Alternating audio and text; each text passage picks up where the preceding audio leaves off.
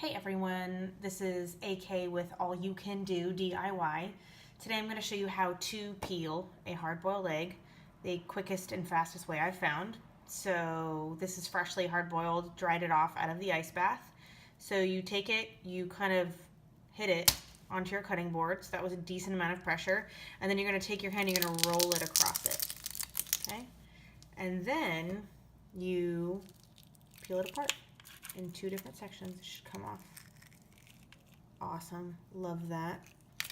I'm going to show you one more just so you know that it's not a fluke. That's actually how I peel eggs. Hit, roll. You're going to take your fingers, pinch, and pull it off in two whole separate pieces.